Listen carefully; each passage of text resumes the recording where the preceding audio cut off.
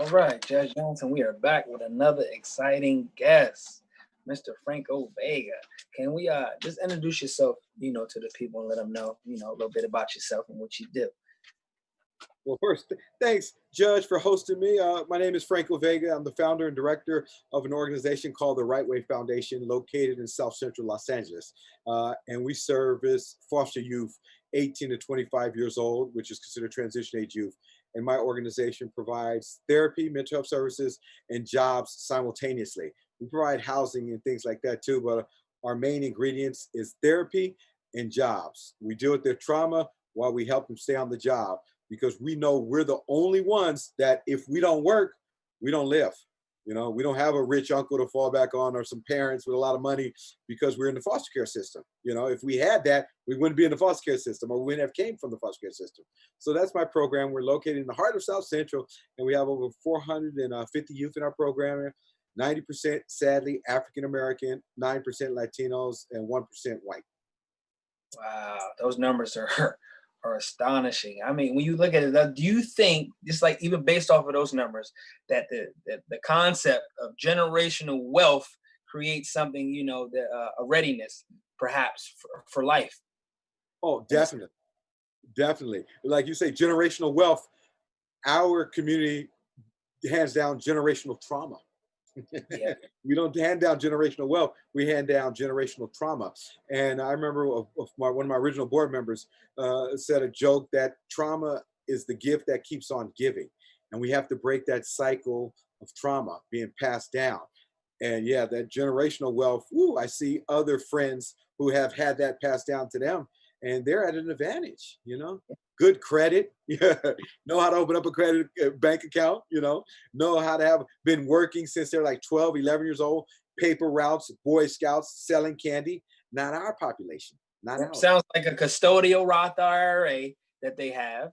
Yeah. And they also, are authorized users on those accounts so that the credit can be built. So we're gonna drop those gems right on in there. Right. So if you unaware about that, those are real things, and they occur not too much in the Black community.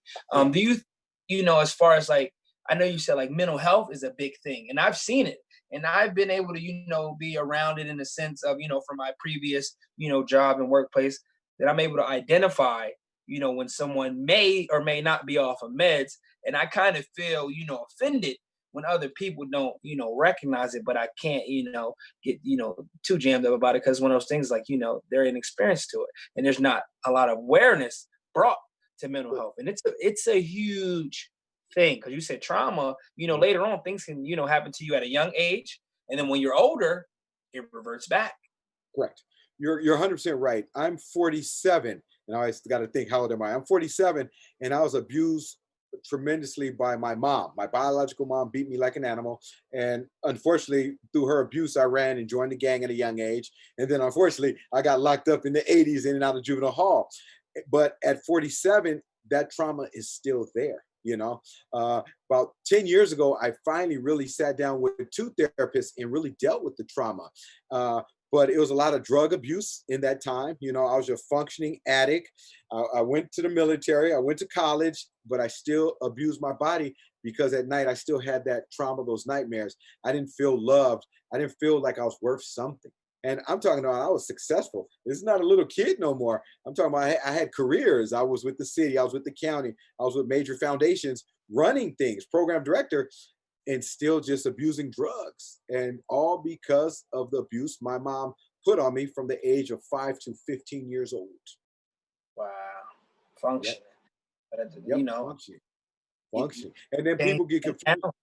You're trying to pull others out of it. So that, the lifting as you climb.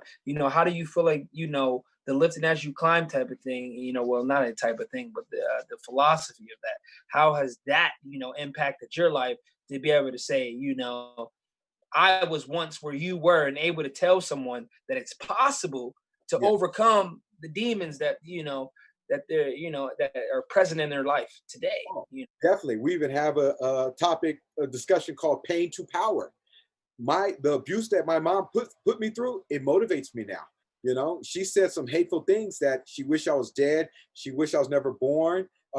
and I use that right now, and not in a negative way no more. I don't blame her no more, because she came from a country, Central America, and she was raised in an orphanage. So think of being in a third world country in an orphanage. And we Wow. just found this out about a year ago.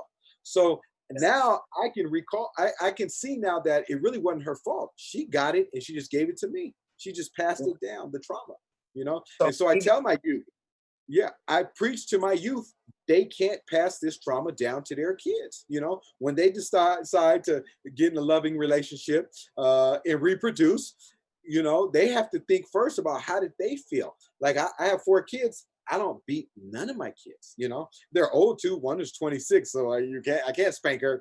But no, I don't abuse them at all. You know, even with words, I'm careful on my words. Yeah. yeah, you hit it right on that learned behavior. Oh, So learned behavior is a thing that is real. So learn. it's like, when we think about, things of our interactions with police officers, how we feel about them. It's not that, we want to have that out view, but when we have our uncle that was in and out of jail, or our older brothers in and out of jail, they don't like the police, because of the mistakes that they made. So they pre-program our mind that they're bad, that all of them are bad. Oh, definitely. And remember, it's the police that really takes them out the home. I know it's social workers and it's a judge who puts the order down to remove the kid, but Yeah. always a social worker is there with LAPD or the county sheriff's removing that kid. And so that already has a trigger in my youth mind about the law or law enforcement, you know? And, like, I know you probably know the numbers, but 80% of men who end up in California State Prison have been touched by the child welfare, in particular, the foster care system. Oh, 80%. yeah, It, that's a real you're thing as better, well. yeah, you're better off leaving that kid at home, you know, and instead of taking them out and putting them into the system that it's heads or tails if they're going to graduate from high school. There's a 50% chance they'll graduate from high school. 50%. And they go through a $2 billion child welfare system. You know? So I'm for defunding the police, but I'm also for defunding the foster care system at the same time too, because it goes hand in hand. Yeah. So sometimes I feel as though, those systems aren't checked as, as detailed as they should be. And we put our children at a disadvantage in those situations. So I feel like, there should definitely be a checks and the balances. I watched a documentary on a little child. I forget what it was. And he, the social workers kept going there, and the social workers ended up getting charged. I forget, it was a little boy. I don't remember. And I think it was probably in California. It was like a little. It was Gabriel Fernandez, who was There brutally. you go. Yeah. That's the name of it. Yep. Man, I might be a big baby. Cause I just heard the last, guy we was on. I cried during that one too. Yeah. That Yeah. hurt. Cause it's Yeah. like it's like, when you think about that type of, they protected immunity type of thing, and it's like, oh no, you're not. And it's like, same thing that should happen with other jobs. I feel like once you're dealing with someone's life, if you have the ability to control someone's life, take one's life, or, put them in any situation that alters it in a greater change, you should be held responsible as a person, because then it makes you think again. Yeah, yeah. And then the charges were dropped against the social workers. And now Mm-hmm. I believe the union is fighting to get those social workers their jobs back. And Yeah. I'm like, these unions are powerful. And I mean, I'm a union guy, but unions tend to protect bad people. You know, I don't know, when did that change? Unions. Probably why that's probably why they had a connection with the mob back in the day. The mob loved it. Back in the day. So I feel like, access to treatment for mental health in multicultural communities. Like, what are your your aspects on that in terms of, how do you feel like, is it equal, or is it, or it lacks pretty much in one more than another? Well, let me back up, and then you'll probably understand how I feel about it. When I started this foundation in 2011, I was a jobs program. I was jobs. My kids were getting fired quicker than they were getting hired, and then I started to interview them while they were getting fired, and then depression came up, and the trauma came up, and then we tried to ship them off to Department of Mental Health, and I tried to refer them out, and they were getting the runaround. They don't have all their documents. They got to come back in 45 days. I'm like, they're depressed now. So then I laid off all my job developers. I got rid of all my job developers, and I hired licensed clinical social workers. I have therapy or therapists running my show now. all my staff, MSWs or therapists, providing the services now, because we make it easy now. If a kid has issues, they call us, walk in, no appointment needed, and they deal with a licensed professional right there and then on the spot. And we never, if they disappear for 3 months, which they will, when they come back in 3 months, which they will, we start off where we left off at. We don't make them go through a bunch of paperwork and say, let's give you another assessment. I don't want you to relive that first story you already told me. No, we have a file. Let's pick up where we left off at. You know? See, I feel like you have targeted a segment in which was oppressive, and you sensibly like deactivated in this sense, because it's like, even from my standpoint, I witnessed that too, because a part-time job that I do, I'm a family resource specialist, so it's like I have to take them to the case management union, and then it's like the parents don't want to do the take them out of school because I'm gonna get a fine, you making them miss 2 days, or I gotta fill out all this paperwork, and you making these things more difficult. Correct. Yeah. It has to, therapy has to be easy. It has to be similar to if you go to a dentist and you have a cavity, get an x-ray, let's go fix it. I don't understand why mental health isn't that way. They make it seem like they put them through challenges just to get the proper work or the relationship or the counselor they may need. And then what is it with 3 sessions and then you're done? I've been abused for 10 years and now I get 3 sessions and I got to be healed. No, sometimes it takes years. We got to keep going through it. So mental health, I do our mental health my way. Thank God I'm privately funded and I have some backers that fund me, and I hire my own therapists, and I don't have to check those boxes for DMH, Department of Mental Health, government contracts. I can do it all myself.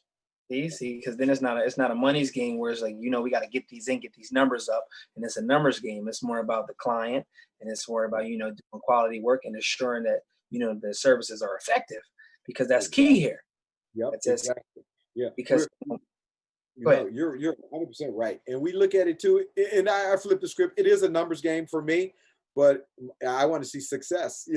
I count. I was talking to my case managers today, talking about the more you see your client, the more happy I am. You see them 10 times in 1 week, I'm happy. I'm happy because the results are there. The more we spend time with this generation, these young folks, the better they'll be. The more we guide them. Yeah, there you said a key, the younger generation. The young this is our future. It's like a plant. If you do not cultivate the plant, or you don't work, it's gonna grow up. It might not grow as beautiful and bloom all the way if you were to, give it all the nutrients in the plant food and water and the sunlight. So if you lack at, water in the youth, it's like, you're gonna get a product of not, giving them the essential tools of life. Like, why do you think mental health doesn't get as much recognition as other health problems that can be seen? So it's like you can't see mental health, but it's like, it's no big deal. And it's like I've seen a movement, recently more than others try to focus on it. Because like just like what's going on in the world today, it's like once you bring light to it, and everyone's like, hey, hello, this is a problem. Yeah, correct. Well, I think it's two things. One, back in the 80s, when Ronald Reagan shut down a lot of mental hospitals, mental institutions, and took away money from there and probably put it into law enforcement, policing, and then the war on drugs. And then 2, sometimes saying you're going to a therapist isn't cool and sexy. Yeah, right. I have actors and NBA ball players and NFL ball players that don't talk about the foster care system. They're embarrassed to talk about their trauma. And we try to tell them all the time, it's nothing to be embarrassed about. You didn't ask to be born, you didn't cause this pain, but you can cause your healing, and just opening and admitting to it is one way to heal. So yeah, I think, people it's not sexy, sadly, going to a therapist is not sexy. Yeah. So when you get to that point, right, and you feel like, what, I'm in a better space. Like, what would you say like that looks like? Good mental health. Like, what does it mean to you to have good mental health? Do you feel like, you're able to function better? You're able to, take on more of the world. You have a weight lifted off of you. You're not as depressed. You're moving through life and you're being your full self. Like, is that really a thing? Your follow through is on point. Waking up, getting out of bed is on point. You look forward to another day. You feel clean. Like when I used to battle depression from my trauma, I felt dirty. I used to take 4 or 5 showers a day and still didn't feel clean, and that was a form of trauma. You know, your relationships, how you look at life and view the whole system gets better when you start dealing with your trauma. You know, smiling. We can see it. We see it from when the kid, and when I say kid, I mean a young adult, walks through our doors, and a year later they're totally different, 180. And I remind my case manager and my team, remember when she came in, or remember when he came in, and how they were? Every other word was a curse word. Their body language was ugly. They didn't want to deal with us. And now look at them. We can't even get them out the office. You know, they come to all of our events. They participate. They interact with each other. You know, so yeah, you could see it like night and day when you start getting stuff off your chest and releasing some of that trauma and healing from that trauma. Another thing that I caught on that is like, for myself, when I went to college, like I didn't know, you wear if you're right-handed, wear your watch on your left wrist so you don't bang it up as much. Right. Things that sure you just, what shoes to wear, or how to, when you sit down, unbutton your blazer, when you would put the top button on, things that, and it's just like, I was re-socialized. So re-socialization is real. So it's a thing where it's like, when you're introduced to other things, and it's like, you get to find out who yourself is, you're not so mentally just like, stuck in a box. And it's just like, once you're exposed to other things, it's like, oh, wow. Then you're looking at different perspectives. Correct. Heck yeah. You know, and in college, our population don't go to college, or they don't complete college. I think foster care system has a 3% on a national level getting a 4-year degree. So out of 500,000 kids in the foster care system, only 3% will get a 4-year degree. Yeah. I don't know if you guys have this initiative here. I smiled ear to ear when they had this initiative. In Pennsylvania, if you ever been in foster care or the system at all, you get to go to any university, any trade free of charge, free of charge. And when they passed that, I was like, wow, this is amazing to me. Yeah. It's like now giving these children, they don't have to worry about that. That's one less thing they have to worry about. So it's now I feel like, that's motivation for them. It's like, hey, let's make it through high school. You're smart, give them support. And it's like, you know what? You can go and be whatever you want to be, free of charge. Yeah. I love to push our kids in trade schools. It's a lot of construction going on here in Los Angeles. Football stadiums being built, a basketball stadium is coming. A lot of apartments and high-rise and hotels are being built because the Olympics are coming. Trade schools for us is the way to go. 6 months, 3 months, 6 month training, certified, nice union job, paying minimum $18 an hour. Where you can pay a decent rent. You're still struggling. You're not rich, but hey, you can put some food on your table and wear some decent clothes. So yeah, I believe in education, but I love the trade schools, the trades. Yeah. And that's why I love that as well. It's like, that's one thing the union does do in that situation too. After a certain amount of years of experience, you're going to get paid that money. And it enables you to be able to fight, the systematic oppression that's on individuals. And this, you get that outlook.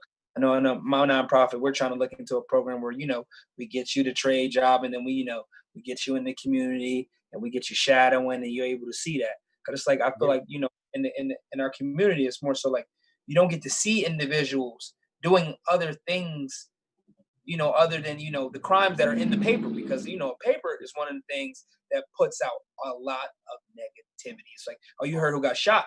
But like, even for me, it was like, you didn't hear, that I was 27 and I became a judge. You didn't hear that in the paper. But a paper in Baltimore, right? But not in my own city. Correct. Yeah. It's like, we believe right what you're saying. You see it, you can be it. You can't see it, you can't be it. So we have to start showing our youth. We have to start showing our youth, and we have to take them out. We have to take them to go meet a judge that looks like them. I strongly dislike when I have corporate America comes to our office and none of them are African American or Latino, and I'm like, I got a panel of 9 folks that are not the same color, and I'm like, our kids can't relate. Our kids can't relate.